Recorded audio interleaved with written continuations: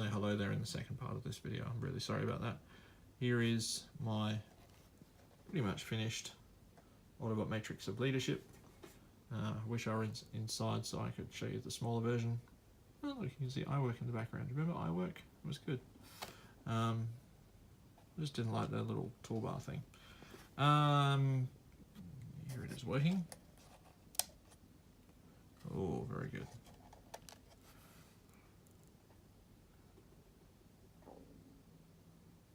Very nice.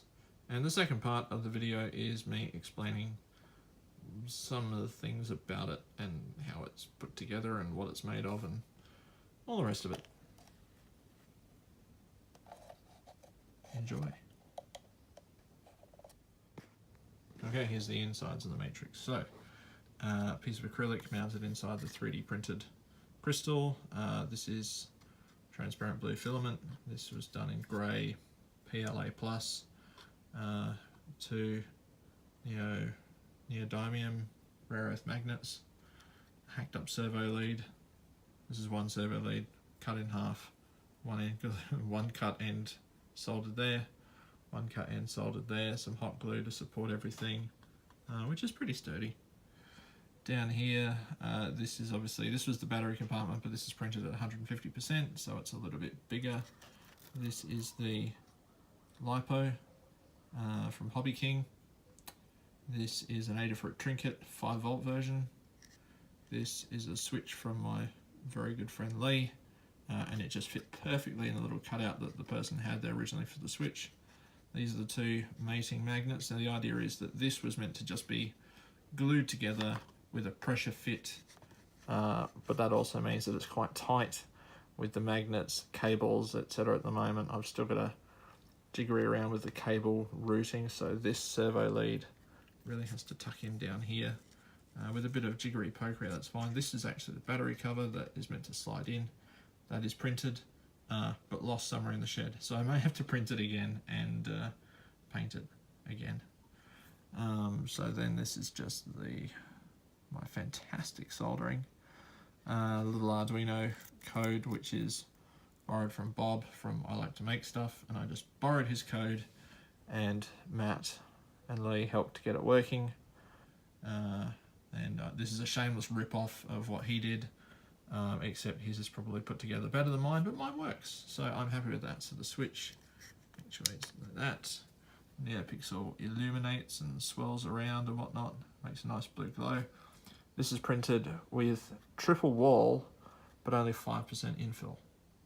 The rest of this is done with double wall, and I think it's either 10 or 20. It's all 0.2mm layer height. I did not mind the little return lines and travel lines. I think it makes it look more sort of metallic and produced. Something that I will complain about in the design is that the person who's done these little crosshatches are on the back of this handle, because it looks like he or she has designed one handle and then flipped it instead of designing a left handle and a right handle. So if I could design things, I'd probably go back and fix that. So I've had to cut a little slot out here for a JST connector for the battery. This can just charge up with all the other LiPo stuff.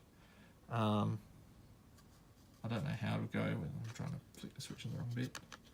I don't know how to go, but that's the plan, is to just see how it goes. It's all painted in Rust-Oleum.